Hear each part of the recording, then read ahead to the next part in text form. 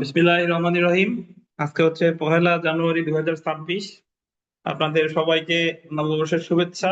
এবং আমরা লিখিত ব্যাচের আজকে আমরা 24তম ক্লাস এবং ফৌজদারি কার্যবিধির 24তম ক্লাস শুরু করতেছি। তো গতদিন আমরা আলোচনা করেছিলাম চার্জ চার্জ সম্পর্কে শুরু করছিলাম, যে চার্জ কি, এবং 235 ধারা পর্যন্ত পড়েছিলাম। তো গতদিন আমরা যা যা পড়ছিলাম একটু আপনাদের মনে করাই দিই, যাতে আমাদের মনে পড়ে। তো চার্জ গতদিন আমরা শেষ করতে পারি নাই, একটু বাকি ছিল, সেটা আমরা আজকে শেষ করব। তো গতদিন আমরা প্রথমে পড়েছিলাম যে চার্জ কি। চার্জ হচ্ছে একটা ফৌজদারি মামলার বিচার থেকে অনুসন্ধান পর্যায়কে পৃথক করার যে প্রক্রিয়া, সেটা হলো চার্জ। অর্থাৎ চার্জ গঠনের আগের পর্যায়ে বলে অনুসন্ধান, চার্জ গঠনের পরের পর্যায়ে বলে বিচার। আরো যদি বিস্তারিত বলি, যে কোনো মামলায় এক পক্ষ যেটা দাবি করে অপর পক্ষ যেটা অস্বীকার করে সেটাকেই চার্জ বলে।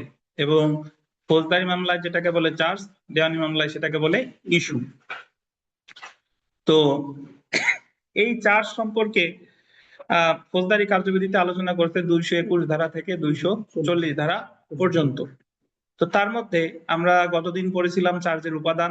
চার্জের উপাদান আলোচনা করছে 221 থেকে 224 ধারা পর্যন্ত। তো তার মধ্যে 221, 24 বা 223 ধারা পর্যন্ত। তো তার মধ্যে আমরা ধারাগুলো আলাদা করে বলতেছি না, বাট চার্জে আসলে কি কি থাকা দরকার। প্রথমত জেনে রাখা দরকার চার্জ গঠন করে আদালত, এবং চার্জে কোনো অপরাধের বিবরণ থাকে, অপরাধটা কি উপায়ে করছে। তবে যদি নির্দিষ্ট নাম থাকে, নির্দিষ্ট নাম থাকলে আর বিবরণ লেখা লাগবে না। কিন্তু কোনো অপরাধের যদি নির্দিষ্ট নাম না থাকে, তাহলে ওটা কি উপায়ে সংঘটিত হয়েছে অবশ্যই সেটার বিস্তারিত বিবরণ আপনাদের দিতে হবে, এবং যাতে আসামি বুঝতে পারে যে তার বিরুদ্ধে কোন অপরাধের বিচার হচ্ছে। কোন আইনের কোন ধারায় চার্জ গঠন করা হচ্ছে অবশ্যই চার্জে উল্লেখ করতে হবে। চার্জে কোন স্থানে এবং কোন সময় অপরাধটা সংঘটিত করেছে চার্জে সেটার উল্লেখ থাকবে। চার্জে পূর্ববর্তী দণ্ড কবে পেয়েছিল, কোন স্থানে, কোন আদালতে, এগুলা চার্জে উল্লেখ থাকতে হবে। এবং দুইটা অপরাধ আছে, যে দুইটা অপরাধে চার্জে সুনির্দিষ্টভাবে তারিখ বা কত টাকা সম্পর্কিত অপরাধ এটা উল্লেখ না করলেও চলবে, আনুমানিক লিখলেও হবে। একটা হলো অপরাধজনক বিশ্বাসভঙ্গ, আর একটা হলো অসাধুভাবে অর্থ আত্মসাৎ। এই ক্ষেত্রে লেখা যেতে পারে যে আনুমানিক অমুক থেকে অমুক তারিখের মধ্যে অপরাধ করেছে। তবে সুনির্দিষ্ট দফা বা সুনির্দিষ্ট তারিখ না লিখলেও চলবে। তবে প্রথম থেকে শেষ তারিখের ব্যবধান 1 বছরের বেশি হবে না। এছাড়া আমরা তো বললাম যে মানে কোনো অপরাধ সুনির্দিষ্ট বিবরণের দরকার নাই যদি তার সুনির্দিষ্ট নাম থাকে। তবে কিছু কিছু অপরাধ আছে, এই অপরাধ শুধু নাম থাকলেই হবে না, কোন উপায় সংগঠন করেছে সেটাও বিস্তারিত বিবরণ থাকতে হবে। সেই অপরাধগুলো যদি আমি বলি, প্রতারণা, মিথ্যা সাক্ষ্য দান, সরকারি কর্মচারীকে বাধা দান, এই সকল অপরাধ শুধুমাত্র নাম উল্লেখ করলে হবে না, কোন উপায় সংগঠিত করেছে এটা উল্লেখ করতে হবে। তো এরপরে আমরা গতদিন পড়েছিলাম যে চার্জে ভুলের পরিণতি। চার্জে চার্জ গঠনের দায়িত্ব তো আদালত। এখন চার্জ গঠনের যদি ভুল করে, তাহলে ভুল করবে কি আদালত। এখন আদালত ভুল করলে ভুক্তভোগী তো আসামি হয়। তো এখন চার্জ গঠনে যদি আদালত ভুল করে, তাহলে ওই চার্জটা কি বহাল থাকবে কিনা, এই চার্জের ভুলের পরিণতি সম্পর্কে আলোচনা করেছে 225 ও 232 ধারায়। 225 ধারায় বলা হয়েছে যে চার্জ গঠনে যদি আদালত ভুল করে, কিন্তু ওই ভুলের কারণে যদি ন্যায় বিচার ব্যাহত না হয়, তাহলে সেই ভুল তেমন গুরুতর বলে বিবেচিত হবে না, অর্থাৎ ওই ভুল কোনো ভুল না। অপরদিকে 232 ধারায় বলা হয়েছে চার্জ গঠনে যদি ভুল থাকে এবং ভুলের কারণে যদি ন্যায় বিচার কি হয়, ব্যাহত হয়, তাহলে সেটা গুরুতর বলে বিবেচিত হবে। এখন কেউ যদি বলেন যে স্যার, গুরুতর বলে বিবেচিত মানে ন্যায় বিচার ব্যাহত হয়েছে কি হয় নাই, এটা আমরা কিভাবে বুঝতে পারবো? এটা বোঝার জন্য আমাদের গতদিনের ক্লাস দেখতে হবে, যেখানে আমরা খোদা বক্স, হায়দার বক্সের উদাহরণ দিয়ে বেশ কয়েকটা উদাহরণ আমরা পড়েছিলাম। এরপরে আমরা গতদিন পড়েছিলাম চার্জে পরিবর্তন বা সংযোজন।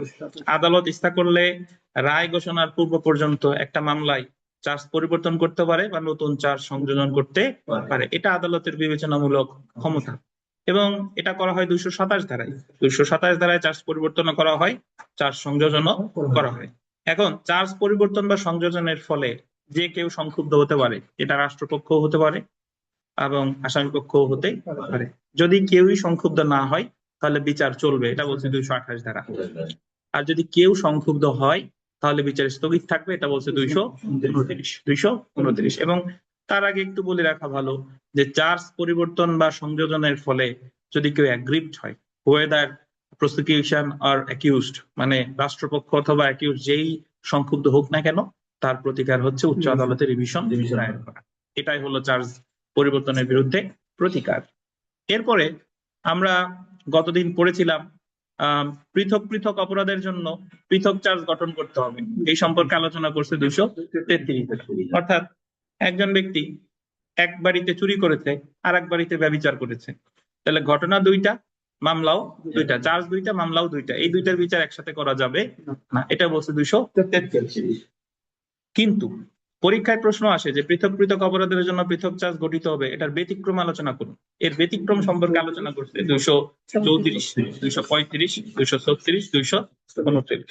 তো এর মধ্যে গতদিন আমরা 234 এবং 235 বিস্তারিত আলোচনা করেছিলাম। তো এর মধ্যে 234-এ বলা হয়েছে যে একজন ব্যক্তি 12 মাসের মধ্যে যদি একই ধরনের অনধিক 3টা অপরাধ করে, কয়জন ব্যক্তি?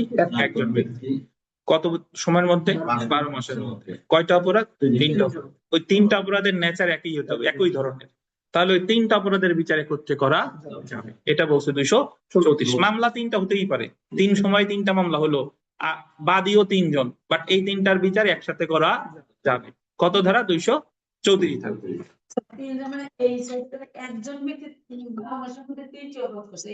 জি, একজন ব্যক্তি 12 মাসের মধ্যে 3টা অপরাধ করছে। প্রথমে খুন করছে আপনারে খুন করলে আপনার স্বামী সংক্ষুব্ধ, এরপরে খুন করছে আসমা খানমরে, তাহলে আসমা খানমের স্বামী সংক্ষুব্ধ, এরপরে খুন করছে বিকাশে, তাহলে বিকাশের ওয়াইফ সংক্ষুব্ধ।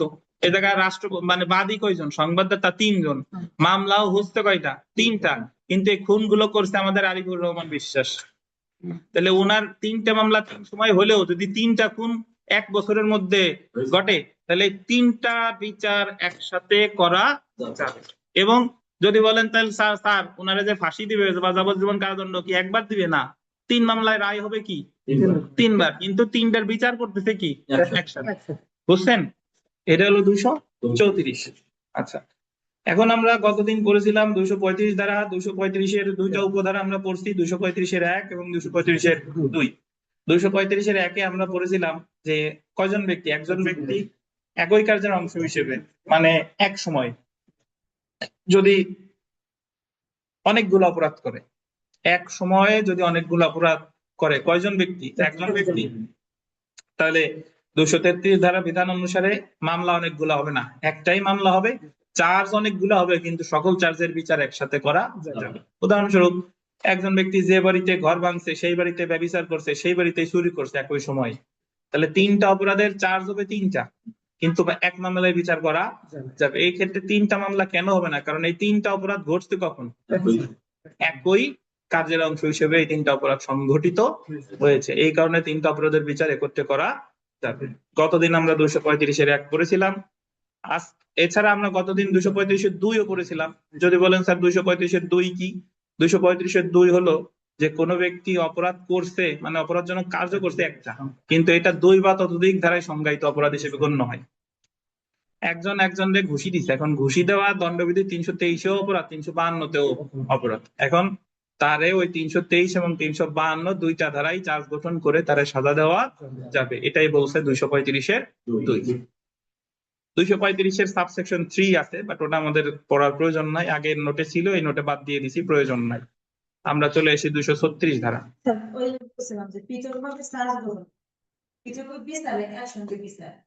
কোনটা কথা বলছেন এবার বলেন? বিচার তো একসাথে, চার ধারা তো তার ভিতরে 223, 323 আর 352। হ্যাঁ, চার্জ মানে কি? আলাদা চার্জ মানে যতগুলো অপরাধ, যতগুলো ধারা, ততগুলো চার্জ। কিন্তু এ জায়গা চার্জ 323 আর 352, তাহলে চার্জ কয়টা? দুইটা, কিন্তু এই দুইটার বিচার করবে কয় মামলায়? এক মামলায়। বুঝছেন? আচ্ছা, এখন আমরা চলে আসি 236 ধারা।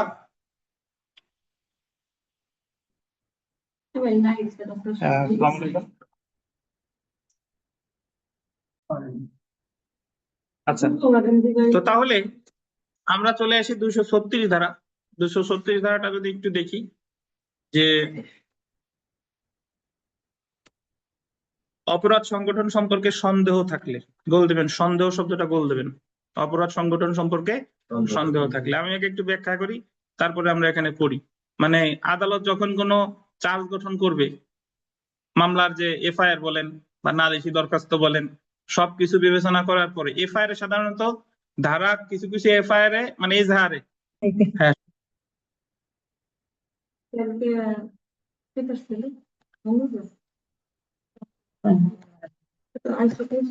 হ্যালো, এই সিরাজুল হক সাহেব শুনতে পাচ্ছেন? আমার লাইন একটু কেটে গেছিল। জি স্যার, শুনছি স্যার। ওকে, শোনা যায়? তো অপরাধ সংগঠন সম্পর্কে গোল দিবেন সন্দেহ থাকলে। সন্দেহ, একটা জিনিস আপনারা একটু, আমি একটু বলি, মানে প্র্যাকটিক্যালি শুনেন।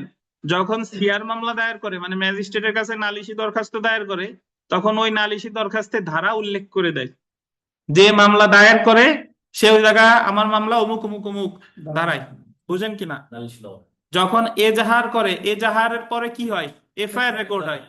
কিছু কিছু এজাহার যখন উকিল সাহেবরা লেখে, তখন ওই এজাহারে ধারাও লিখে দেয়, যমুক ধারা। আর অধিকাংশ জায়গায় লেখা থাকে না, জাস্ট ঘটনাটা ওই জায়গায় উল্লেখ করে দেয়। তাহলে ওই জায়গায় ধারা বসাবে এফআইআর এর সময় কে? থানার ভারপ্রাপ্ত কর্মকর্তা। তার কাছে ওইটা শুনে যে যে ধারা মনে হয় সেই সেই ধারা এফআইআর রেকর্ড করবে। কিন্তু তার মানে এই না যে ওই ধারাই ওই মামলার বিচার হবে। কোন কোন ধারায় চার্জ গঠন করবে এটার আবার নির্ধারণ করবে চার্জ গঠনের সময় কে? আদালত। আদালত দেখবে যে এফআইআর 161, 164 বা অন্যান্য কাগজপত্র সবকিছু বিবেচনা করে ওনার কাছে যদি মনে হয় যে অমুক অমুক ধারা দেওয়া দরকার, অমুক অমুক ধারায় চার্জ গঠন করা দরকার, অমুক অমুক ধারায় চার্জ গঠন করার দরকার নাই, তাহলে এই ক্ষমতা কার? আদালতের। তো এখন আদালত চার্জ গঠন করার সময় ওনার কাছে একজন ব্যক্তির মনে হচ্ছে যে এ চুরি করছে, নাকি অপরাধজনক বিশ্বাসভঙ্গ করছে, নাকি চোরাই মাল গ্রহণ করছে, নাকি প্রতারণা করছে, অনেকগুলা নিয়ে সন্দেহ হচ্ছে, কিন্তু আদালত অ্যাকচুয়ালি নিশ্চিত হতে পারতেছে না। কারণ এই যে যে অপরাধগুলোর নাম আমি উল্লেখ করলাম, চুরি, চুরি মানে একজনের কাছ থেকে কোনো অস্থাবর সম্পত্তি নেওয়া। আর একটা হলো চোরাই মাল, চোরাই মাল মানে হলো আমি জেনে শুনে আর একজনের কাছ থেকে চোরাই মাল গ্রহণ করছি। এখন অনেক সময় এমন ক্ষেত্রে হতে পারে যে বোঝা যাচ্ছে না যে চুরি করছে নাকি চোরাই মাল, মোবাইলটা তার কাছে কিভাবে আসলো বোঝা যাচ্ছে না যে সে কি চুরি করছে নাকি চোরাই মাল গ্রহণ করছে। আবার এটাও বোঝা যাচ্ছে না সে ওই দোকানে কাজ করতো, এটা কি চুরি নাকি বিশ্বাসভঙ্গ, চুরি নাকি বিশ্বাসভঙ্গ। আবার এটাও বোঝা যাচ্ছে না যে এটা কি প্রতারণা কিনা। মানে ওনার কাছে চারটা অপরাধ নিয়ে সন্দেহ হচ্ছে, অপরাধ একটা করছে বটে, কিন্তু আদালতের কাছে মনে হচ্ছে যে এই চারটার যে কোনো একটা করছে অথবা চারটেই করছে, সন্দেহ হচ্ছে, উনি আলাদা করতে পারতেছে না। এমন যদি ধর্ম সংকটে পড়ে তাহলে আদালত কি করবে? 236 ধারায় বলে দিছে যে যতগুলো নিয়ে সন্দেহ হবে সবগুলাই চার্জ গঠন করো। যদি চারটে নিয়ে সন্দেহ হয় চার্জ গঠন করবে কয়টা? চারটায়, অথবা যে কোনো একটা। এখন যদি চারটে চার্জ গঠন করে তাহলে বিচার শেষে তারা ধারা শাস্তি দিবে কয় ধারায়? না, 4 ধারায়, 4 ধারায়। আর যদি একটাই চার্জ গঠন করতে তাহলে তার সাজা দিবে কয়টায়? বুঝেন কিনা? এখন সন্দেহ থাকলে চারটে চার্জ গঠন করবে নাকি একটাই চার্জ গঠন করবে, এটা এখতিয়ার কার? আদালতের। বুঝেন কিনা? তবে এখানে কথা আছে, কথা হলো ধরেন ওনার কাছে সন্দেহ ছিল চারটা নিয়ে, চুরি, বিশ্বাসভঙ্গ, প্রতারণা, চোরাই মাল। এখন ওনার সুযোগ ছিল চারটা চার্জ গঠন করার, কিন্তু উনি করে নাই, উনি করছে একটাই, উনি করছে চুরি। এখন চুরির সাজা দিয়ে দিছে, দেওয়ার পরে মনে হচ্ছে যে না সে আসলে প্রতারণা করছে, তাহলে প্রতারণা বা বাকি তিনটা আর তার বিরুদ্ধে আলাদা মামলা করলে হবে না, তখন doctrine of double Jio party তারা বাড়িত হবে। বুঝেন কিনা? মানে একবার করলে প্রথমে করবে, কিন্তু একবার যদি একটাই করে অন্যগুলাই করে নাই, তাহলে পরবর্তীতে আর কাজ হবে না। পরবর্তীতে যদি আলাদা করে করতে দেয় তাহলে কি দ্বারা বাড়িতে হবে? ডাবল জিও পার্টি নীতি দ্বারা কি হবে? বাড়িতে। বুঝতে পারছেন? তো তাহলে আমার মনে রাখতে হবে যে আহ সন্দেহ, চার্জ গঠনের ক্ষেত্রে সন্দেহ, এটা কোথায় আছে? 236। এখন আরেকটা কথা বলে রাখি, সেটা হলো যে আপনার যদি লিখিত পাশ করতে হয় এইভাবে খুঁটিনাটি সহকারে শিখতে হবে, দেয়ার ইজ নো শর্টকাট। এবং এই যে এই সময় যে আপনারা যারা আছেন এই মুহূর্তে যত কথা বলবো, যখন প্রিলি পাস করার পর লিখিত হবে তখন কিন্তু অত কথা বলবো না। তখন হচ্ছে টি-20 খেলা, আর এখন হচ্ছে টেস্ট খেলা, মানে একটা ধারা পুরোপুরি বিশ্লেষণ করে বিস্তারিত বোঝাচ্ছি। বুঝতে পারছেন? এখন একটা ব্যাপার শিখাই দিই, সেটা হলো ধরেন চার্জ গঠন করার কথা ছিল 4টায়, সন্দেহ হয়েছে কিন্তু উনি একটা করছেন। এখন বিচার চলতে চলতে চলতে এখনো রায় ঘোষণা করে নাই, কিন্তু মনে হয়েছে সে চুরি করে নাই, অপরাধজনক বিশ্বাসভঙ্গ করছে। তখন আবার ওইটা বাদ দিয়ে এটাই চার্জ গঠন করা যাবে, বা চার্জ গঠন না করেও ওইটাই সাজা দেওয়া যাবে। বুঝেন কিনা? বিচার চলমান থাকাকালে হ্যাঁ দেওয়া যাবে, বাট একবার যদি চুরির সাজা দিয়ে ফেলে তারপরে যদি মনে হয় তাহলে আর দেওয়া যাবে না। একটু পড়তে দেখেন। ফৌজদারি কার্যবিধি 236 ধারা অনুযায়ী কি অপরাধ সংঘটিত হয়েছে সে সম্পর্কে কোনো সন্দেহ থাকলে এমন অপরাধ সমূহের সকল অপরাধের জন্য দেখছেন, সন্দেহ থাকলে কি, সন্দেহ নিচে আন্ডারলাইন করেন, সন্দেহ থাকলে সকল অপরাধের জন্য বা উক্ত অপরাধ সমূহের মধ্যে দেখছেন কোনো একটি পাইছেন, কোনো একটি অপরাধের জন্য অভিযুক্ত করে বিচার করা যাবে। মাঝখানে কি একটু একটা বা আছে, খেয়াল করছেন? মানে সন্দেহ থাকলে সবগুলাই চার্জ গঠন করবে, অথবা কি একটা যে কোনো একটা। বুঝতে পারছেন? আমরা উদাহরণ যদি পড়ি, এবং আমি একটা মজার বিষয় বলি, আপনি যদি এই বিষয়গুলো বোঝেন তাহলে কিন্তু এগুলো মুখস্থ করার কোনো দরকার নাই। আমি 236 ধারায় আদালতের কাছে সন্দেহ হয়েছে সে কোন অপরাধে চার্জ গঠন করবে, তাহলে আদালত সকল অপরাধে চার্জ গঠন করবে, অথবা যে যতগুলো নিয়ে সন্দেহ হচ্ছে তার মধ্যে যে কোনো একটা। আপনি ইচ্ছা করলে আরো কয়েক কথায় যোগাযোগ করতে পারেন যে যে কোনো একটাই চার্জ গঠন করে যদি বিচার শেষ করে ফেলে তাহলে বাকিগুলো আর চার্জ গঠন করে তার বিচার করা যাবে না, তখন সে ডাবল জিওপটি নীতি দ্বারা কি হবে, পালিত হবে। যায় না বাড়ানো যায়, অথবা যে কোনো একটা চার্জ গঠন করে বিচার এখনো শেষ হয়নি, মনে হলো সে আরেকটা অপরাধ করছে, তাহলে ওই আরেকটা অপরাধের সাজা দেওয়া। এই তো জি। তো আমরা উদাহরণে যদি আসি, ক একটি কাজের জন্য অভিযুক্ত হয়েছে, ক একটি অপরাধ, এর আগে একটা শব্দ লেখেন, অপরাধজনক কাজ, অপরাধজনক লেখেন, অপরাধজনক। কয়েকটি অপরাধজনক কাজ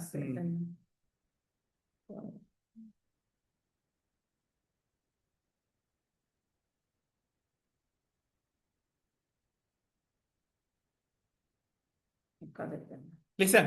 কয়েকটি অপরাধজনক ক একটি অপরাধজনক কাজের জন্য অভিযুক্ত হয়েছে, যা এই যে দেখেন চুরি, তারপরে কি আছে অথবা, দেখছেন, অথবা চোরাই মাল গ্রহণ, অথবা অপরাধমূলক বিশ্বাসভঙ্গ, অথবা কি হতে পারে, যখন কোনো শব্দে বা বা অথবা থাকবে তখন হয় এটা না হয় ওটা।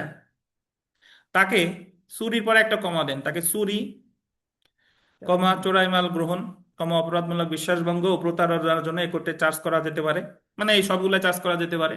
অথবা তাকে চুরি বা চোরাই মাল গ্রহণ বা অপরাধমূলক বিশ্বাসভঙ্গ বা প্রতারণা যে কোনো একটি অপরাধের জন্য চার্জ করা যেতে পারে। ভাষা বুঝেন কিনা? হয় তারা সবগুলা চার্জ গঠন করে বিচার করবে, না হলে যে কোনো কি একটা। আমার ছোট একটা প্রশ্ন ছিল হ্যাঁ বলেন। স্যার, যেটা দেখা যাচ্ছে এখন চার্জ গঠন করার সময় এফআইআর বা এজাহারে একটা ধারা নাই, হুম কিন্তু বিচারক মনে করছে এই ধারাটা আমার আনা হুম উচিত ছিল, হুম কিন্তু আনে না। এখন এই ক্ষেত্রে কি ধারা বসাতে পারবে কিনা চার্জের পারবে, সময়? পারবে, কোনো সমস্যা নাই। ওনার পড়ে মনে হয়েছে যে জায়গায় তারা আসবে, পারবে। আর আপনার প্রতিকার হলো আপনার যদি সংক্ষুব্ধ হন আপনি রিভিশন করবেন। যে এদের আনলো কেন, এদের তো হবে না, বুঝছেন? মনে করছেন ডাকাতি করছে। আচ্ছা, 236-এর পাশে একটু লিখে রাখেন বিকল্প চার্জ বা অল্টারনেটিভ চার্জ, জানা থাকলো। 236-এর পাশে বিকল্প চার্জ বা alternative, ALTER, alter, NATIVE, alternative charge. তাহলে বিকল্প চার্জ বা অল্টারনেটিভ চার্জ এটা কোথায় আছে? 236।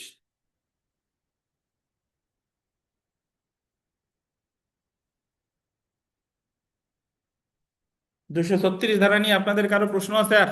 বলেন, বুঝছেন কিনা সবাই? সাহেব বুঝছেন? আমাদের আবির সাহেব বুঝছি স্যার, কিন্তু স্যার একটা কথা স্যার এমনি বলেন। সেটা হচ্ছে স্যার, পুলিশ যখন তদন্ত করবে তখন স্যার এটার বিষয় ক্লিয়ার হবে না, যে এটা বলতে মানে কি ক্লিয়ার হবে? মানে এই যে স্যার যদি তার বিরুদ্ধে স্যার যদি কোনো একটা সন্দেহ থাকে যে সে এটা করতে পারে বা এটা করতে পারে, এটা তো মানে পুলিশ যখন তদন্তে যাবে এটা তো তখন পুলিশের ব্যাপার, পুলিশ তদন্ত করে ওনার যা খুশি তাই দিতে পারে। পরে ওরা আদালতে যেত তারা পাল্টা আদালতের ইচ্ছা, আদালত যা খুশি তাই করতে করতে পারে। এটার জন্য না, পুলিশ আমাদের দেশে আমরা বিচারকের চেয়ে ভয় পাই বেশি পুলিশকে। বাস্তব। কেন পুলিশে ভয় পাই? পুলিশ আমাদের হয়রানি করে এই কারণে ভয় পাই। বাট পুলিশের কাজ কিন্তু খালি ধরবে, তদন্ত করবে, রিপোর্ট দেবে। বিচার করবে কে? বিচারক। সাজা দেবে কে? বিচার বিচারক। কিন্তু আমাদের দেশে অধিকাংশ মামলা দেখা গেল যে বিচারই হয় না, শেষ পর্যন্ত যাই বিচারই হয় না। তাহলে এই জায়গায় যে ধরে নিয়ে যাবে, রিমান্ডে নেবে, এই কারণে আতঙ্কের নাম পুলিশ। বুঝতে পারছেন? কিন্তু পুলিশ কিন্তু অ্যাকচুয়ালি তদন্ত করবে, ধরে নিবে, তদন্ত রিপোর্ট দিবে, এবং ইভেন পুলিশ যতই তদন্ত প্রতিবেদন দেখ না কেন, একসেপ্ট করার মালিক কে? আদালত বা ম্যাজিস্ট্রেট। অধিকার থানায় মামলা দেওয়া তো থানায় নাকি? হ্যাঁ, জি, এটা আসতেছি, দাঁড়ান। এর কোনো ব্যবস্থা নেই। না তারপরে দারোগা মক্কেলরা যে হুমকি টুমকি দিতেছে, এই যে গ্রামে ইমিডিয়েটলি যে হুমকি দিতেছে, দারোগার হ্যাঁ ভাই, আসছে। অনেক কিছু আদালত আচ্ছা আচ্ছা, আমি ওই গ্রুপে জয়েন করেন, জি জি জি, গ্রুপে জয়েন করেন, আমি লিখে রাখবো। কথা ভাই স্যার, আচ্ছা শুনেন, এই শুনেন ভাই, ওই কথাগুলো হলো কি, আমাদের দেশে তো প্রকৃত আইনের শাসন নাই। আপনি ধরেন খুনের মামলা বিচার করতেছে হচ্ছে পুলিশ, বিচার তো সরি থানায় বসে সালিশ করে দিচ্ছে। ধর্ষণের মামলা থানায় বসে সালিশ করে দিচ্ছে, বাট ওই জিনিস তো কোথাও আছে? আইনে কোথাও আছে? আইনে কোথাও নাই। তো ওগুলা ওরা যা করছে সব আনলফুল, সব বেআইনি। এখন যদি বলেন স্যার তার বেআইনি কাজ করতেছে, তাহলে হয় না কেন? হয় না কেন? কারণ তারা মানে ওইটা না, আমাদের সব জায়গায় বেআইনিতে পড়া। আইনে অনেক কথা আছে, কিন্তু সেই জিনিসের কি নাই? প্রয়োগ নাই, বাস্তব প্রয়োগ নাই। আসেন আমরা চলে আসি 200। ধরেন একজন বিচারপতি, সে কি, আমরা তো আবেগে চলি, বিচারপতি ওই জায়গায় লিখে রাখছে যে এই জায়গায় এই যারা এই যে আওয়ামী লীগের মামলায় যারা আছে, এই বেল বেল আমার এই জায়গা কেউ চাবেন না, আমার এই জায়গা জামিন চাইবেন না। এটা উনি লিখে রাখছে, এটা ওনার লেখার কি ওই এখতিয়ার আছে? উনি তো ওনার যে যে বিচারের ক্ষমতা আছে, উনি হয় জামিন দিবে নাইলে দিবে না। উনি জামিন দিবে নাইলে দিবে না। তাতে আওয়ামী লীগ হোক, ধর্ষক হোক, 100টা খুন করুক, বুঝেন কিনা? বিচার করবে না। আচ্ছা দেখেন, সো ওই যে বলে যে injustice anywhere is a threat to justice everywhere. আজকে আপনি ইনজাস্টিস করতেছেন, আজকে মব ভায়োলেন্স করতেছেন, অমুক ভাঙতেছেন, আমরা খুশি হচ্ছি, একদিন ওরা এসে আমার বাড়ি ভাঙবে, সেদিন আমার কিছু করার থাকবে না। আচ্ছা যাই হোক, ওই কথা বলতে গেলে অনেক কথা হয়ে যায়। আইন বড় কঠিন জিনিস ভাই। আইন যদি মানেন, তাহলে আপনার কোনো ভাই নাই, আপনার কোনো পিতা নাই, আপনার কোনো আপনজন নাই। আইন মানলে আমার পিতার বিরুদ্ধেও আমার ন্যায়ের কথা বলতে হবে। আচ্ছা দেখেন, 239 ধারায় চলে আসি আমরা। যে এতক্ষণ ধরে আমরা যা পড়ছি সব এক একজনের ক্ষেত্রে। 234 একজন, 235 একজন, 236ও একজন। এবার দেখেন, যে সকল গোল দিবেন ব্যক্তিদের, কি আসছে? ব্যক্তিদের ব্যক্তিদের অনেকগুলো। একত্রে বা যৌথভাবে বিচার করা যেতে পারে। এতক্ষণ ধরে আসছে এক একজন, আর এখন বলছে যে ব্যক্তিদের মানে অনেকগুলো অপরাধীদের একসাথে বিচার করা যাবে। ফৌজদারি কার্যবিধি 239 ধারার মধ্যে গোল দিবেন 7 শ্রেণীর ব্যক্তিদের একত্রে বা যৌথভাবে বিচার করা যেতে পারে। এমসিকিউ পরীক্ষার একটা গুরুত্বপূর্ণ প্রশ্ন, যে একাধিক ব্যক্তিদের যৌথভাবে চার্জ গঠন করে বিচার করা যাবে কত ধারায়? 239 ধারায়। কয় শ্রেণীর ব্যক্তিদের? 7 শ্রেণীর। 7 শ্রেণীর ব্যক্তিদের। এখন এই 7টা যদি আপনি না বুঝে মুখস্থ করেন, তাহলে মনে থাকবে থাকবে না, কিন্তু আমরা যদি বুঝে পড়ি তাহলে ইনশাল্লাহ মনে থাকবে। দেখেন, প্রথমে দেখেন 1 নাম্বার, একই কার্যপ্রক্রিয়ায় গোল দেন। একই কার্যপ্রক্রিয়ার মানে জানেন? মানে একসাথে, একই সময়। একই কার্যপ্রক্রিয়া মানে হলো একই কার্যের অংশ হিসেবে সংগঠিত গোল দিবেন একই অপরাধের জন্য, একই অপরাধ। তাহলে 2টা গোল, একটা গোল একই কার্যপ্রক্রিয়ায়, আর একটা গোল কি? একই অপরাধের জন্য। আর একটা গোল দিবেন অভিযুক্ত ব্যক্তিদের, ব্যক্তিদের। এই যে একত্রে বিচার করা যেতে পারে মানে কি? মানে হলো একটা অপরাধ করছে কোন সময়? এক সময়। কয়জন ব্যক্তি? একাধিক ব্যক্তি। তাহলে ওই একাধিক ব্যক্তির বিচার এক মামলায় করা যাবে। ধরেন 10 জনে মিলে একজনকে পিটাইয়া হত্যা করছে, তাহলে নর্মালি মামলা হওয়ার কথা 10 জনের বিরুদ্ধে 10টা, কিন্তু এই জায়গায় 10 জন ব্যক্তি একই সময় একজন ব্যক্তির হত্যাটা করছে, মানে একই কার্য প্রক্রিয়ায় অপরাধ করছে কয়টা? একটা। কয়জন ব্যক্তি? 10 জন ব্যক্তি। তাহলে তাদের অপরাধের বিচার একসাথে করা যাবে। 239-এর কত? এক। বুঝছেন? তাহলে আমরা মনে রাখবো যে আমি যদি ভাষাটা এইভাবে নাও হয়, একই কার্য প্রক্রিয়া, আপনি বললেন একই সময়ে একাধিক ব্যক্তি যদি একটা অপরাধ করে তাহলে তাদের সকলের বিচার একসাথে করা যাবে। 239-এর কত? এক।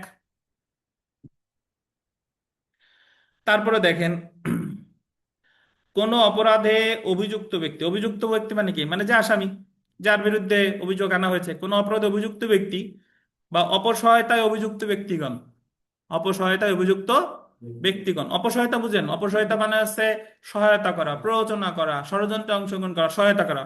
অপসহায়তা অভিযুক্ত ব্যক্তিগণ বা এমন অপরাধ সংগঠনের প্রতিষ্ঠাকারী ব্যক্তিদের একত্রে বিচার করা যেতে পারে। যেমন, আন্ডারলাইন করবেন, খুন সংগঠনকারী বা খুনের সহায়তাকারী ব্যক্তিদের একত্রে চার্জ গঠন করে বিচার করা যেতে পারে।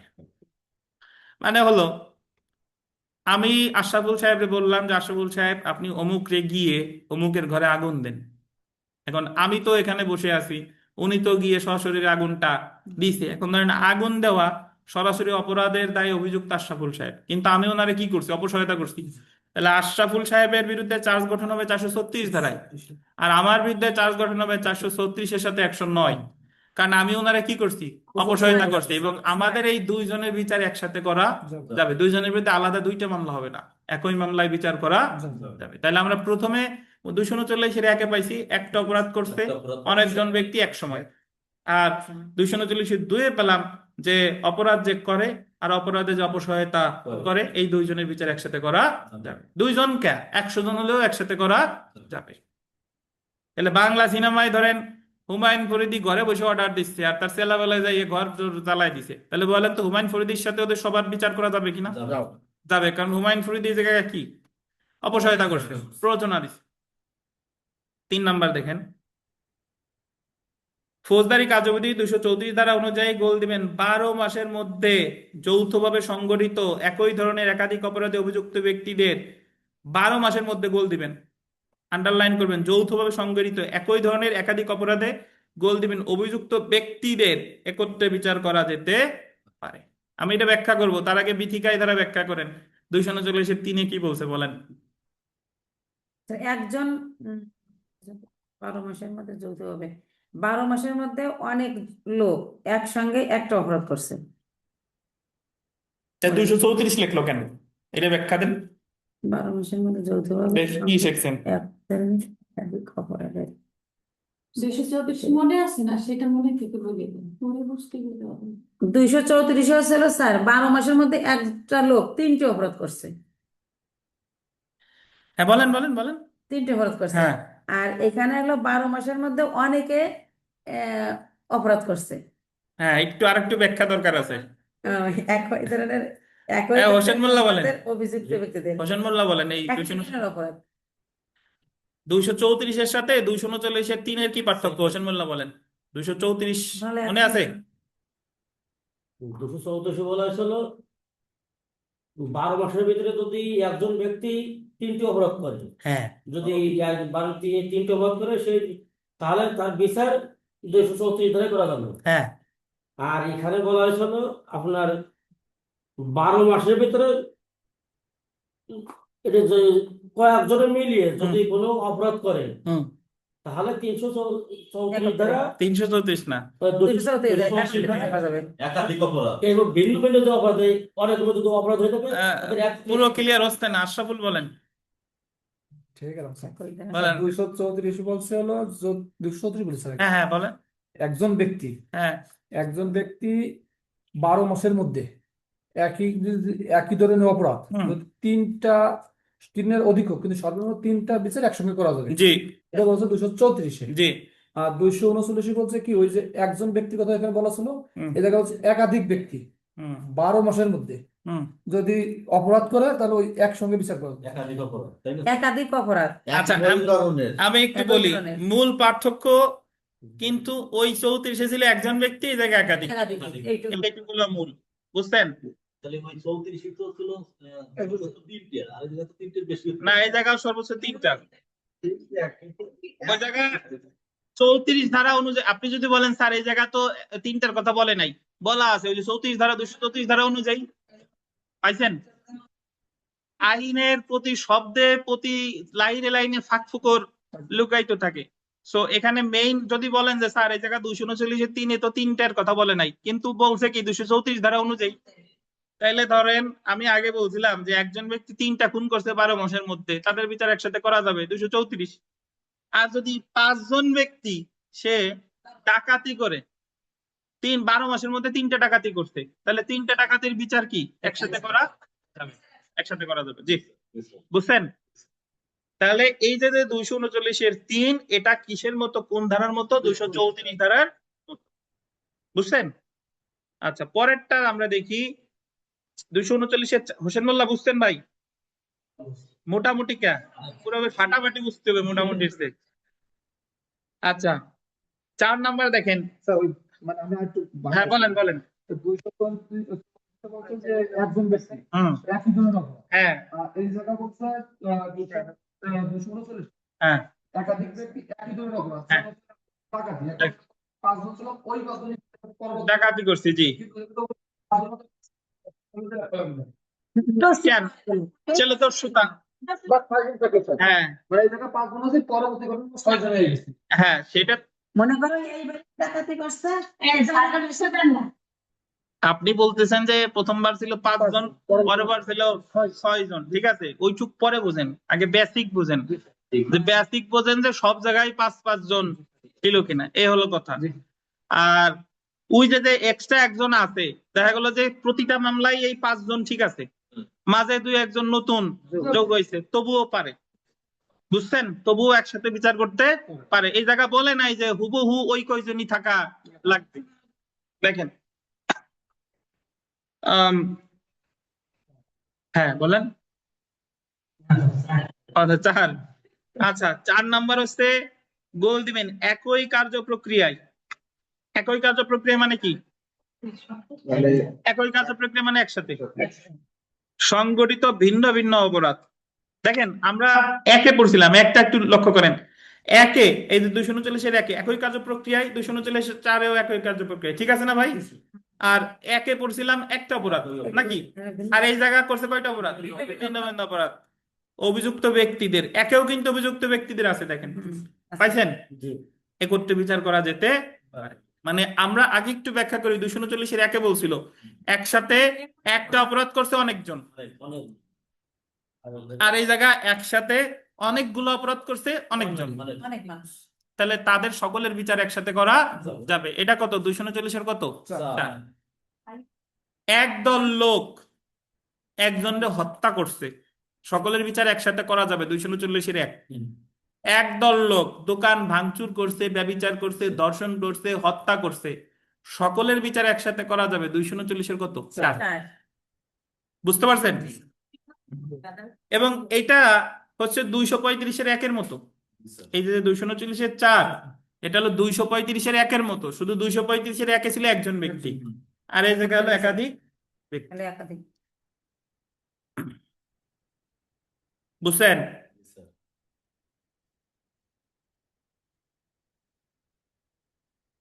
এগুলো পড়লে সবাই প্রথমে মনে হয়। আচ্ছা দেখেন, তারপরেরটা দেখি আমরা 5 নাম্বার। অনলাইনে যদি কেউ না বুঝেন টেক্সট দিয়ে রেসপন্স করেন, মানে আনমিউট করে দিব, বোবা হয়ে পড়েন না। যখন কোনো এক ব্যক্তি গোল দিবেন চুরি, বলপূর্বক গ্রহণ বা অপরাধমূলক বিশ্বাস ভক্ত হয়ে গেছে, ভঙ্গ লেখেন। বিশ্বের ভ্রমণ। যখন কোনো একজন ব্যক্তি চুরি, বলপূর্বক গ্রহণ বা অপরাধমূলক বিশ্বাস ভঙ্গ অপরাধে অভিযুক্ত এবং অন্য ব্যক্তি আন্ডারলাইন করেন চোরাই মাল গ্রহণ করেছে বা দখলে রেখেছে, সেই ক্ষেত্রে এই 2 ব্যক্তিদের একত্রে বিচার করা যেতে পারে। সাধারণত হয় কি, যে মোবাইলগুলো ছিনতাইকারী চুরি করে, খুব কম সময় কিন্তু ছিনতাইকারী নিজে ওই জিনিস ব্যবহার করে, সে ওখান থেকে কি করে দেয়? বিক্রি করে দেয়। এখন যে যার কাছে বিক্রি করতেছে সে দণ্ডিত হবে চোরাই মাল গ্রহণের জন্য, আর যে ছিনতাই করলো সে তো ছিনতাইকারী।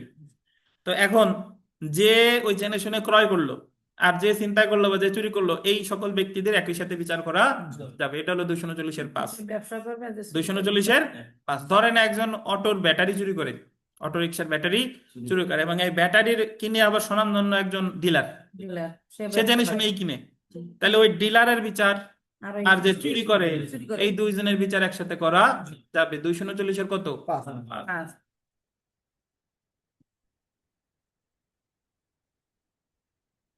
6 নম্বরে যদি আমরা চলে আসি, দেখেন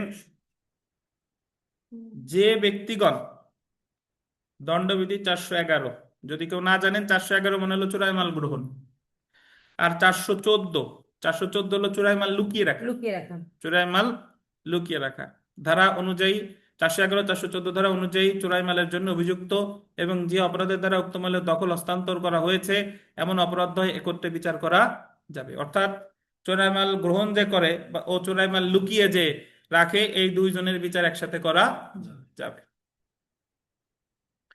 সর্বশেষ আসি 7 নাম্বার, দণ্ডবিধির 12 নং অধ্যায়ের অধীন মুদ্রা সম্পর্কিত অপরাধ। আমি একটু আপনাদের বলি, দণ্ডবিধির 12 নং অধ্যায় আছে হচ্ছে 230 ধারা থেকে 231 ধারা থেকে, ওই যে মুদ্রা জাল করা, স্ট্যাম্প জাল করা।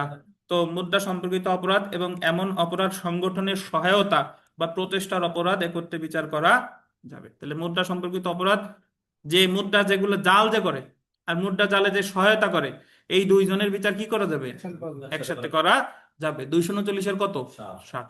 239-এর। তাহলে আবার আমরা একটু যদি মিলাই, দেখেন আপনি এইভাবে মনে রাখবেন, প্রথমটা হলো একসাথে একটা অপরাধ করছে অনেকজন, এটা 239-এর 1।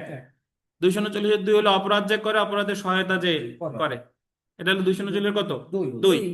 239-এর 3-এ বলছে যে যে অনেকজন ব্যক্তি একই ধরনের 3টা অপরাধ করছে 12 মাসের মধ্যে, একসাথে বিচার করা যাবে। যাবে।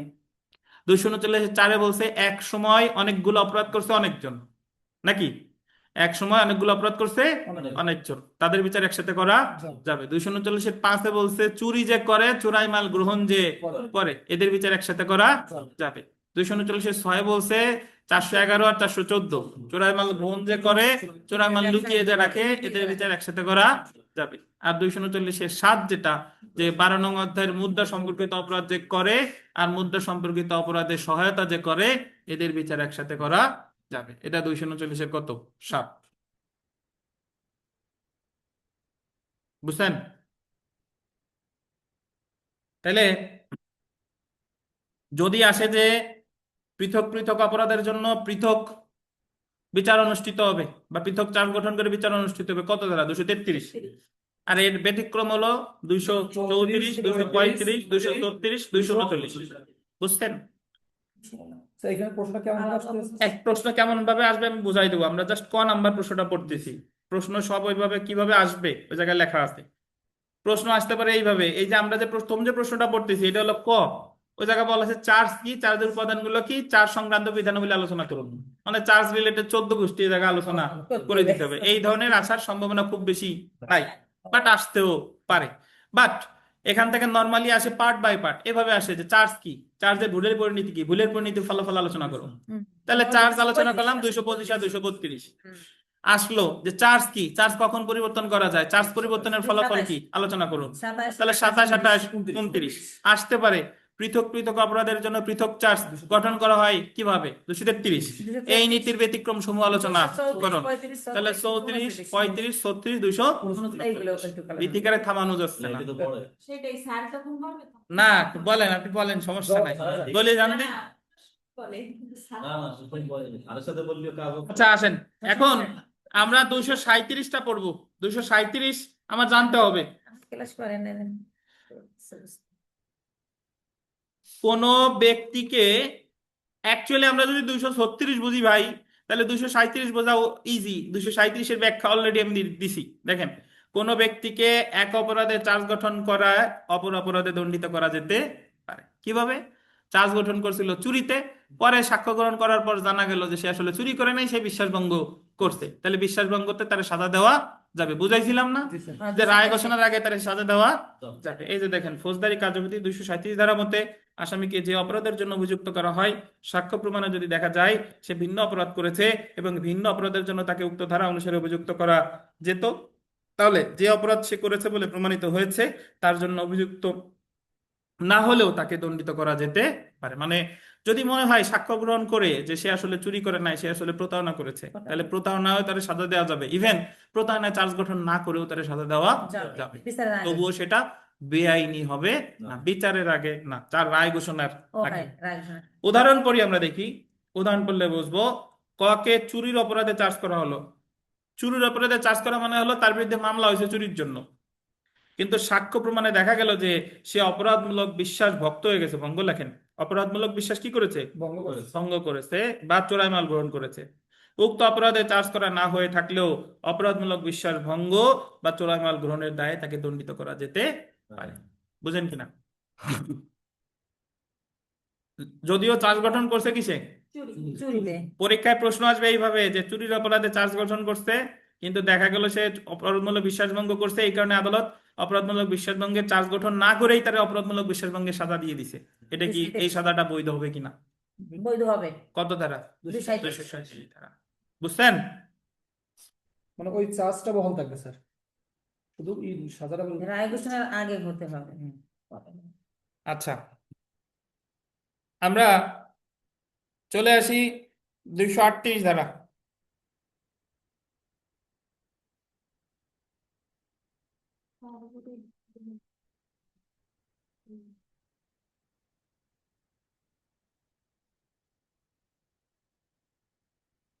যখন প্রমাণিত অপরাধ চার্জে অন্তর্ভুক্ত থাকে, মানে আমি একটু যদি এইভাবে বোঝাই আগে নিজের ভাষায়, সেটা হলো চার্জ গঠন করছে যে অপরাধের জন্য, কিন্তু জানা গেল সে ওই অপরাধটাই করছে বাট লঘু প্রকৃতির, তাহলে তারে ওই ধারায় সাজা দেওয়া যাবে। মানে বিষয়টা হলো এরকম যে চুরির সাজা আছে কততে, 379, আর চাকর হিসেবে চুরি আছে কততে, 381। শুধু চুরির শাস্তি কত, 3 বছর। 3 বছর। চাকর হিসেবে চুরির শাস্তি কত, 7 বছর। 7 বছর। এখন চার্জ গঠন করছিল 381-তে, যে চাকর হিসেবে চুরি করছে, কিন্তু মামলায় বিচারে জানা গেল সে চুরি করছে বটে, বাট সে চাকর ছিল না, কর্মচারী ছিল না, তখন তারা 379 ধারায় সাজা দেওয়া যাবে। যাবে। 381-র মধ্যেই কি আছে বলেন তো? 379 আছে, আছে কিনা? ঘরে চুরি বাইরে চুরি সব আছে। এই কথাই বলছে। দেখেন, ফৌজদারি কার্যবিধির ধারা 238 অনুযায়ী যখন প্রমাণিত অপরাধটি অভিযোগের অন্তর্ভুক্ত থাকবে, তখন অভিযুক্ত না হয়ে থাকলেও তাকে উক্ত লঘু অপরাধের জন্য দণ্ডিত করা যাবে। যখন কোনো ব্যক্তি এমন একটি অপরাধে অভিযুক্ত হয় যা কতিপয় তথ্য নিয়ে গঠিত এবং সকল তথ্যের সমন্বয়ে একটি পূর্ণাঙ্গ লঘু অপরাধ সংগঠিত হয়, কিন্তু অবশিষ্ট তথ্যগুলো প্রমাণিত হয় না, তখন অভিযুক্ত না হয়ে থাকলেও উক্ত লঘু অপরাধে দণ্ডিত করা যাবে। আপনি আপনার ভাষায় লিখবেন এইভাবে যে যখন কোনো ব্যক্তির বিরুদ্ধে একটা অপরাধের জন্য চার্জ গঠন করা হয়েছে, কিন্তু বিচার শেষে জানা গেল সে ওই অপরাধটাই করছে, একই ধরনের অপরাধই করছে, কিন্তু লঘুতরটা করছে, তখন তাকে লঘুতর অপরাধের সাজা দেওয়া যাবে। উদাহরণ দেখি। ক দণ্ডবিধির 407 ধারা অনুযায়ী বাহক হিসেবে তার নিকট প্রদত্ত মাল সম্পর্কে অপরাধজনক বিশ্বাসভঙ্গের দায় অভিযুক্ত।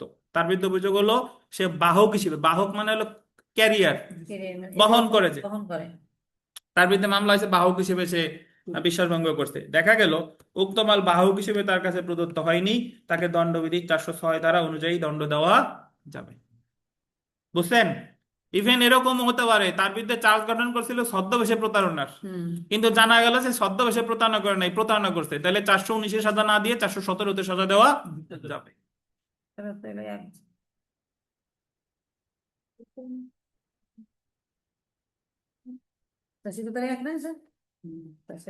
আচ্ছা, আমরা 240 ধারায় আসি।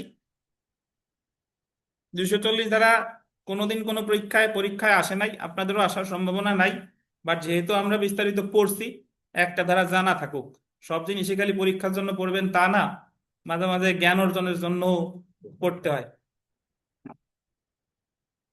আপনাদের, আমি তো এলএলবির সেকেন্ড ইয়ার পড়াইছি আর কি, এখনো পড়াই, 2-4 জন আসে, বাট ওনাদের এই ন্যাশনাল ইউনিভার্সিটি 2 ইয়ার্সের এলএলবি পড়াইতে গিয়ে আমার মনে হয়েছে যে এই জায়গা অনেক সাবজেক্ট আছে, অনেক কিছু পড়ার আছে। এখন মেইন যে সমস্যাটা হয়েছে আমাদের কারিকুলামের সমস্যা না, সমস্যাটা হলো কলেজগুলো রেগুলার ক্লাস নেয় না। ওই জায়গায় অনেক জিনিস আছে শেখার, আপনি যদি ওখানে রেগুলার ক্লাস করেন তাহলে অনার্সে যেভাবে একজন পড়ে আসে এখান থেকেও ওইভাবে তার পড়া সম্ভব, কিন্তু 2 ইয়ার্স এলএলবি তে অ্যাকচুয়ালি কোনো ক্লাস সব না। সব কলেজের কথা বলতেছি না, এই মানে মহানগর এলাকায় বা অন্যান্য এলাকায় হয়, কিন্তু 80% হয়। কলেজে কোনো ক্লাস হয় না, এবং ক্লাসগুলো যে এক জায়গায় হয়ও, ক্লাসগুলো হয় হচ্ছে নর্মালি শুক্র শনিবারে। তো 2 দিনের আপনি কি ক্লাস করতে পারেন? অ্যাকচুয়ালি যারা এই যে 2 ইয়ার্স এলএলবি নিয়ে আন্ডার এস্টিমেট যারা করে, ওনাদের আসলে সিলেবাস সম্পর্কে কোনো ধারণা নাই। এখন আন্ডার এস্টিমেট করা উচিত, ওনাদের এই কাজ করা উচিত যে 2 ইয়ার্স এলএলবি বাদ দেয়া না, বরং 2 ইয়ার্স এলএলবি তে যাতে ক্লাসগুলো ঠিকঠাক মতো হয়। ধরেন আমি যে যে বার কাউন্সিলে আপনাকে যারা পড়াচ্ছি, আপনারা অনেক জিনিস আছে যে আমার কাছে এসেই প্রথম শিখতেছেন, অথচ ওই জিনিসগুলো আমাদের শেখা উচিত ছিল কোথায়? ক্লাসে করছে করছে। দেখেন, যাই হোক, 240 ধারায় যে জিনিসটা আছে আমি একটু সহজে বুঝাই দিই, যে একজনের বিরুদ্ধে অনেকগুলো অপরাধের চার্জ গঠন করা হয়েছে। একজনের বিরুদ্ধে ধরেন চুরি করছে, তার বিরুদ্ধে চার্জ হলো ওই যে যে ওই আমরা ওইটাই কল্পনা করি যে ঘর ভাঙতে ব্যভিচার করছে, ঘর ভাঙছে আর কি ব্যভিচার করছে। ঘর ভাঙার জন্য 454, ব্যভিচারের জন্য 497। এখন তাহলে তার বিরুদ্ধে চার্জ কয়টা? দুইটা। এখন আদালত বিচার শেষে তারে ব্যভিচারের সাজা দিছে, মানে 497তে কি দিছে? সাজা দিছে। কিন্তু 454তে খালাসও দেয় নাই, দণ্ডও দেয় নাই। কি বলেন? খালাসও দেয় নাই, দণ্ডও দেয় নাই। এখন যদি প্রশ্ন করেন তাহলে তাহলে যদি আদালত খালাসও না দেয়, দণ্ডও না দেয়, তাহলে ধরে নিতে হবে এটার বিচার এখনো হয় নাই। বিচার কি আছে? স্থগিত আছে, যে কোনো সময় এটার বিচার হতে পারে। কিন্তু যদি খালাস দিয়ে দিত তার মানে বিচার শেষ, যদি দণ্ড দিয়ে দিত তাহলে কি বিচার শেষ। তাহলে খালাসও যদি না দেয়, দণ্ডও যদি না দেয়, কোনো ধারায় ধরে নিতে হবে ওটার বিচার কি আছে? স্থগিত আছে। বুঝছেন? এখন দেখা গেল ওই ব্যক্তির ব্যভিচারের সাজা দিচ্ছে 5 বছর। এখন যে মামলাটা করছে সে দেখলো যে ব্যভিচারের সাজা দিতে 5 বছর পাইছে, তাতে আমি খুশি, তাহলে ঘর ভাঙার অভিযোগটা আমি প্রত্যাহার করি। তাহলে ঘর ভাঙার অভিযোগ যদি সে প্রত্যাহার করে, তাহলে ওই ঘর ভাঙার অভিযোগ থেকে সে কি পাবে? খালাস পাবে। বুঝেন কিনা? কিন্তু প্রত্যাহার যদি না করে, তাহলে আদালত আবার যে কোনো সময় বিচার করে সাজা দিতে পারে। এখন বাস্তবে 240-এর পরিস্থিতি খুব বেশি উদ্ভব হয় না, কারণ রায় দেওয়ার সময় বলেই দেয় যে অমুক অমুক ধারায় তারা খালাস দেওয়া হলো, বা অমুক অমুক ধারায় তারা সাজা দেওয়া হলো। কিন্তু এই ধারাটা আছে যে আদালত যদি মনে করে যে কোনো চার্জের বিচার সে পরে করবে, তাহলে স্থগিত রাখতে পারে, আর কোনোটার বিচার করে সে হয় দণ্ড অথবা খালাস দিতে পারে। এ হলো কথা। তাহলে আমরা মনে রাখবো যে যখন কোনো ব্যক্তির বিরুদ্ধে একাধিক চার্জের বিচার হচ্ছে, তাহলে একটা চার্জে যদি তারা রায় দেয়, বাকি চার্জগুলো স্থগিত আছে বলে ধরে নিতে হবে। কিন্তু যেগুলো স্থগিত আছে, রাষ্ট্রপক্ষ যদি সেগুলো প্রত্যাহার করে, তাহলে সেগুলো থেকে সে খালাস পেয়েছে বলে গণ্য হবে। আর যদি প্রত্যাহার না করে, তাহলে সামনে যে কোনো সময় আদালত সেটার বিচার করতে পারবে। এই হলো কত ধারা? 240। এই যে দেখেন, আমরা একটু পড়ি যে একাধিক চার্জের একটিতে দণ্ডিত হওয়ার পর অবশিষ্টগুলোর অব্যাহতি। ফৌজদারি কার্যবিধি 240 ধারা মতে যখন কোনো ব্যক্তির বিরুদ্ধে একের অধিক অভিযোগ গঠন করা হয়, একের অধিক অভিযোগ গঠন মানে কয়টা? অনেকগুলা। এবং একটি বা একের অধিক অপরাধে দণ্ড দেয়া হয়, অনেকগুলাতে দণ্ডও কি দিছে, তখন অবশিষ্ট অভিযোগ সমূহ প্রত্যাহার করা হলে, যদি বাকিগুলো কি করা হয়? প্রত্যাহার। যেগুলো দণ্ড দিছে সেগুলো না, যেগুলা বিচার এখনো করে নাই সেগুলো যদি কি করা হয়? প্রত্যাহার করা হয়, আসামিকে উক্ত অভিযোগ থেকে খালাস দেওয়া হয়েছে বলে কি হবে? গণ্য হবে। যখন কোনো ব্যক্তি বিভিন্ন অপরাধের জন্য অভিযুক্ত হয় অথবা তার বিরুদ্ধে চার্জ গঠন করা হয়, তখন এই ধারা প্রযোজ্য। যদি কারো বিরুদ্ধে একটা ধারায় চার্জ গঠন করে, তাহলে কিন্তু এই ধারা প্রযোজ্য হবে না। মামলা প্রত্যাহার বা স্থগিত না করা পর্যন্ত একজন ম্যাজিস্ট্রেট প্রত্যেকটি অভিযোগের ভিত্তিতে রায় দিতে বা খালাস বা শাস্তির আদেশ প্রদান করতে কি বাধ্য। তো এই ছিল আমাদের কয়ের উত্তর। কয়ের উত্তর ছিল চার্জ কি, চার্জের আবশ্যকীয় উপাদানগুলো কি কি, ফৌজদারি কার্যবিধি অনুসারে চার্জ সংক্রান্ত বিধানাবলী আলোচনা করুন। এখন আমাদের আশরাফুল সাহেব প্রশ্ন করছিল যে স্যার এইখান থেকে কি কি কি ধরনের প্রশ্ন হইতে পারে। এই যে আমরা যার যার সামনে নোট আছে, তারা যদি একটু হাতে নেন, দেখেন 13 খ প্রশ্ন, যে প্রত্যেকটি ভিন্ন অপরাধের জন্য পৃথক অভিযোগ গঠন এবং প্রত্যেকটি অভিযোগ আলাদাভাবে বিচার করার বিধানটির ব্যতিক্রম সমূহ আলোচনা করুন। এই যে হলো প্রশ্ন, এইটুকুর উত্তর কি হবে? প্রত্যেকটি ভিন্ন অপরাধের জন্য পৃথক অভিযোগ গঠন, এটা হলো কত? 233। আর প্রত্যেকটি অভিযোগ আলাদাভাবে বিচার করার বিধানটির ব্যতিক্রম সমূহ 34, 35, 36 আর কত? 39। এই যে আমরা যদি একটু পড়ি, যে দেখেন প্রত্যেকটি ভিন্ন অপরাধ উত্তরে আসেন, প্রত্যেকটি ভিন্ন অপরাধের জন্য পৃথক অভিযোগ গঠন এবং প্রত্যেকটি অভিযোগ আলাদাভাবে বিচার করা বিধানটি ব্যতিক্রম সমূহ। তাহলে আমি আলোচনা করব কত, 33, 34, 35, 36 আর কত 239। আমরা প্রশ্নের পরের অংশে যাই। দেখেন, রিভিশন কিংবা আপিল আদালত কর্তৃক কোনো মামলায় চার্জ গঠন হয়নি মনে উদ্ঘাটিত হলে উহার ফলাফল কি? রিভিশন বা আপিল আদালত, ওই যে এটা হবে 232।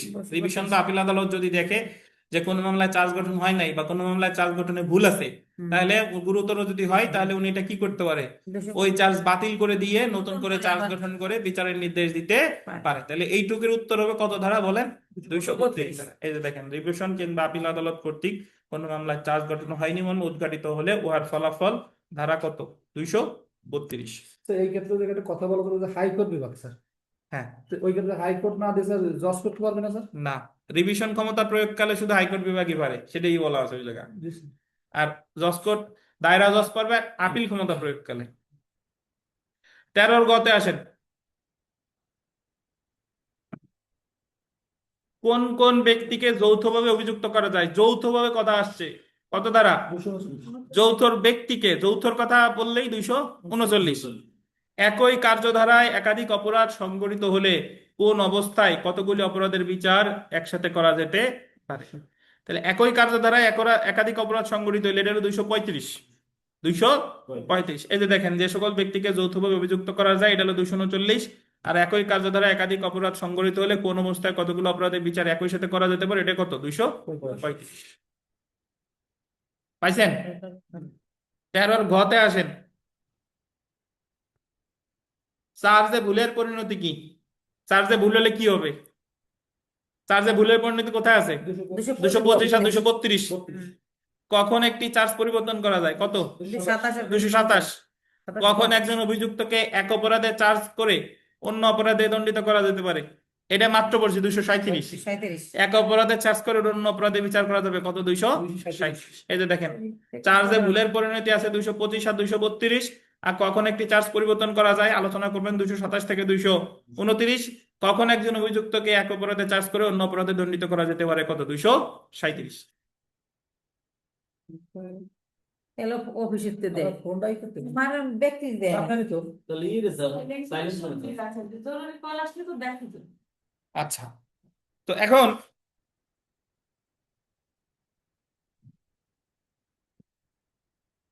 সামনে চলুন, সামনে চলুন।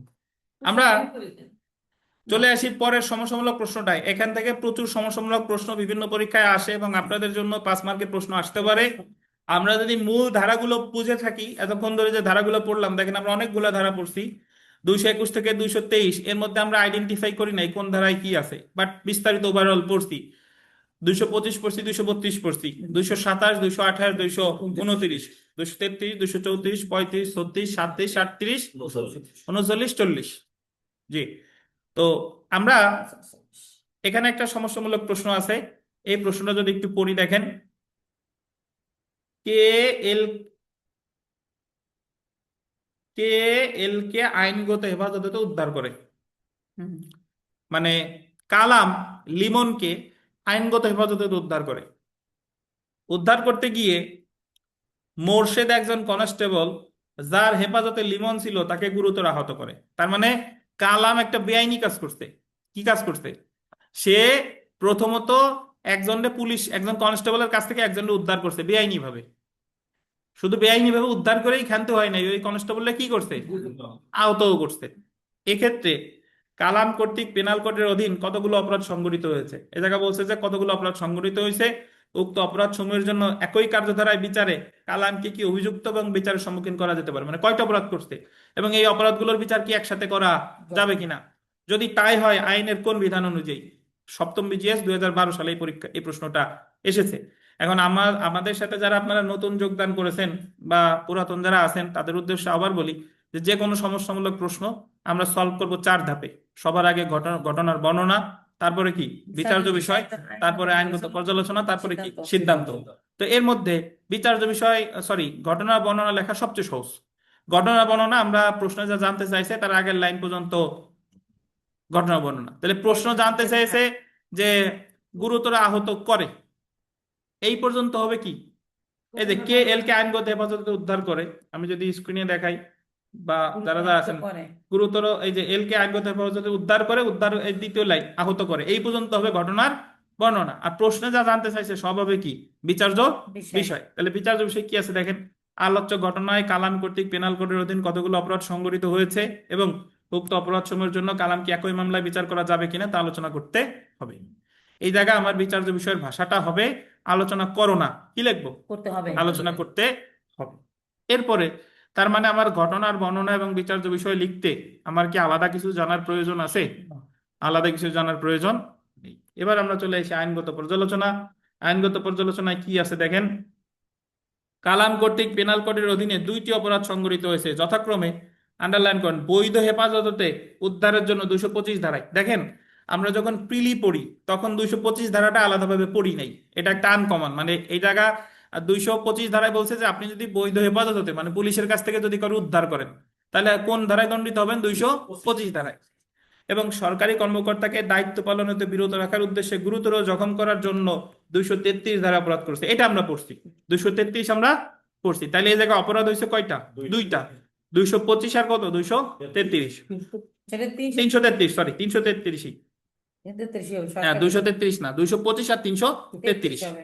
উক্ত অপরাধ সমূহের জন্য কালামের বিরুদ্ধে পৃথক চার্জ গঠন করে একত্রে বিচার করে দণ্ডিত করা যেতে পারে, যেহেতু 235-এর এক ধারায় বলা হয়েছে একই কার্য প্রক্রিয়ায় সংঘটিত অপরাধ সমূহের বিচার একত্রে করা যাবে। যেহেতু বলা হয়েছে যে 235-এ বলছে যে একসাথে যদি অনেকগুলো অপরাধ করে এবং একজন ব্যক্তি করে তাহলে তার বিচার একসাথে করা যাবে। সিদ্ধান্ত, তো এখন আমি মোটামুটি এতক্ষণ ধরে যে আলোচনা করলাম এটা আমি শেষ করব সিদ্ধান্তে। সুতরাং ফৌজদারি কার্যবিধি 1898 235-এর এক ধারার মধ্যে কালামকে দণ্ডবিধি 225 ও 233 ধারায় একত্রে চার্জ গঠন করে কি করা যাবে, বিচার করা যাবে। 333 হচ্ছে সরকারি লোক, 225 ও 333 ধারায়, জি। আমরা চলে আসি পরের প্রশ্নটা।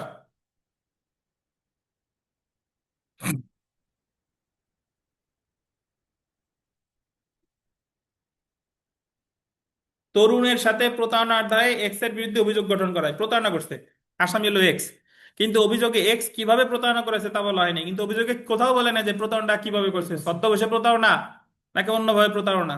মামলায় এক্স সাফাই সাক্ষী দেন, এক্স বলতেছে সাফাই সাক্ষী দিছে এবং লেনদেনের বিবরণ দাখিল করে, এক্স সাফাই সাক্ষী দিছে এবং লেনদেনের বিবরণ দাখিল করছে। অভিযুক্ত এক্স বিভ্রান্ত হয়েছে কিনা, পরীক্ষায় প্রশ্ন আসছে যে অভিযুক্ত এক্স বিভ্রান্ত হয়েছে কিনা। বিভ্রান্ত এক্স হয় নাই, বিভ্রান্ত হয়েছে পরীক্ষার্থীরা, যে প্রশ্নে কি লিখবো, বুঝতে পারছেন? এই জায়গা কাহিনীটা বুঝতে হবে যে তার বিরুদ্ধে এক্স এর বিরুদ্ধে মামলা হয়েছে কি, প্রতারণার। কারণ আমরা জানি যে অভিযোগ গঠন করছে, প্রতারণা অভিযোগ গঠন করছে, আমরা জানি যে প্রতারণা, মিথ্যা সাক্ষ্য দান, সরকারি কর্মচারীর বাধা দান, এই 3টা অপরাধ শুধু অভিযোগ গঠন করলেই হবে না, কিভাবে কোন উপায়ে এই 3টা অপরাধ সংঘটিত হয়েছে সেটার বর্ণনাও থাকতে হবে। সেটার বর্ণনা কি জায়গা আছে, সেটা বর্ণনা এই জায়গা নাই। কিন্তু এক্স আপত্তি না জানাইয়ে এক্স ওই মামলায় আবার সাফাই সাক্ষীও দিছে। সাফাই সাক্ষী মানে হলো ওই মামলা ফেস করে সে নিজেরে বাঁচানোর চেষ্টাও করছে। তার মানে ওই যে উপায়টা লেখে নাই এটা সে ওই সময় কোনো আপত্তি করে নাই, ওইটা মেনে নিয়েছে, সাফাই সাক্ষী দিছে। সো এক্স বিভ্রান্ত হয়েছে কিনা, না এক্স বিভ্রান্ত হয় না, এবং সে এটা মেনেই নিছে যে ওই জায়গায় যে সে উপায়ে লেখে নাই এতে তেমন কোনো সমস্যা হয় নাই। সো এই জায়গা বিভ্রান্ত কি হইতে বলেন, হয় নাই। দেখেন, সো আমরা সরাসরি আইনগত পর্যালোচনাটা পড়ি যে ফৌজদারি কার্যবিধি 225 ধারা অনুযায়ী চার্জ অপরাধের বর্ণনা বা অপর কোনো তথ্য পরিবেশনের সময় কোনো ভুল হলে বা কোনো কিছু বাদ পড়লে তা যদি আসামি বিভ্রান্তি সৃষ্টি এবং ন্যায় বিচার ব্যাহত না করে তাহলে তা মামলার কোনো পর্যায়ে গুরুত্বপূর্ণ ভুল বলে গণ্য করা হবে না, অর্থাৎ ভুল বা বাদ পড়া সত্ত্বেও বিচার করা যাবে এবং শাস্তি প্রদান করা যাবে। আলোচ্য ক্ষেত্রে যদিও এক্স কিভাবে প্রতারণা করেছে তা বলা হয়নি, হয়েছে কি, হয় নাই। তবে মামলার সাক্ষ্য পর্যায়ে সাফাই সাক্ষী দেন অভিযুক্ত এক্স এবং এখানে লেনদেনের বিবরণ দাখিল করেন। যেহেতু প্রতারণার পদ্ধতি অভিযোগ বাদ পড়া সত্ত্বেও তা অভিযুক্তকে বিভ্রান্ত করেনি, তাই এক্স কে শাস্তি দিলে শান্তি হয়ে গেছে, শাস্তি দিলে ন্যায় বিচার কি হবে না, ব্যাহত হবে না। সিদ্ধান্ত এক্স কে উক্তরূপ অভিযোগের শাস্তি প্রদান করা যাবে। বুঝছেন?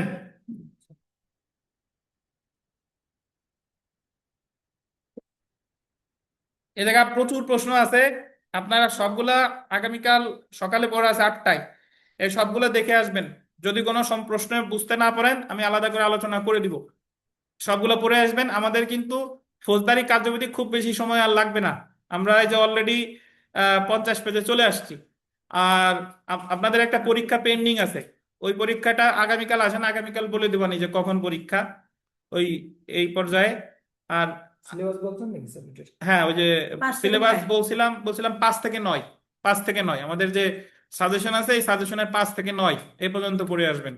তো পরীক্ষার ডেট বলি নাই, পরীক্ষার ডেট বলে দেবানি, আগে আগামীকাল সকালে আসেন। স্যার ওই যে রিভিশন ক্ষমতা হাইকোর্ট আর আপিল ক্ষমতা আছে তাই দেখলাম। অন্যের প্রশ্ন শোনার কাজ নাই, আপনি আপনি যেটা বোঝেন না সেটাই জিজ্ঞেস করবেন। আর একজন জিজ্ঞেস করছে যে ও কি করলো রে, এই তো আমার মাথায় ঢোকে নাই, ওরটা দিয়ে কাজ নাই, যার যার তার তার। অনলাইনে কোনো প্রশ্ন আছে যারা আছেন?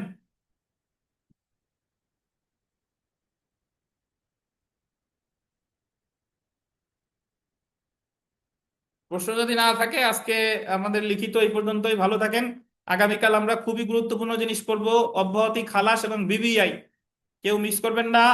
আর এই সমস্যাগুলো পড়ে আসবেন, এইগুলা রিডিং পড়ে আসবেন। কোনটা বুঝতে পারেন নাই অবশ্যই আমাকে জানাবেন। হ্যাঁ, কোনটা বুঝতে পারেন না অবশ্যই জানাবেন। ভালো থাকেন। লিখিত ব্যাস আজকে এই পর্যন্তই। আল্লাহ হাফেজ।